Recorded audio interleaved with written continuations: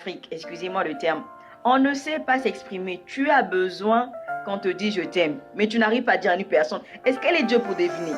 On n'est pas tous. Vu que tu m'as dit que tu m'aimes, tu ne me le prouves pas. Mais peut-être que pour lui, prouver son amour, c'est écrire tous les matins, t'appeler tous les matins.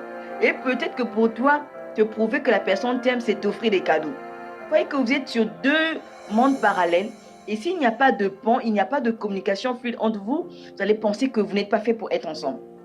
Donc, avant de demander le besoin de l'autre, là, commence déjà toi-même par identifier ton propre besoin et ensuite, tu auras la capacité de pouvoir l'exprimer, dire attention.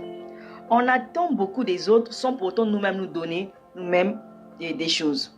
On va parler de réservoir émotionnel, mais avant que les autres ne remplissent notre réservoir émotionnel, nous devons déjà être nous-mêmes capables de pouvoir le remplir.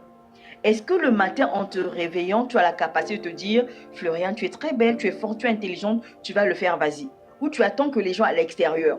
Chacun a ses problèmes. Pourquoi tu veux que moi je te dise je t'aime alors que moi je suis en train de penser à comment payer la scolarité de mon enfant? Mais si déjà toi-même tu arrives à te combler, ce que les autres vont te donner, ça sera un plus. Et ça va te permettre de remplir, de combler ou parfois même de faire déborder ton réservoir émotionnel. Mais si toi-même tu n'arrives même pas à le remplir et tu veux que les autres seulement le saturent, mais chacun pourra y mettre tout ce qu'il veut. Tu es un véhicule à essence, on va venir mettre du gasoil, ça va te détruire.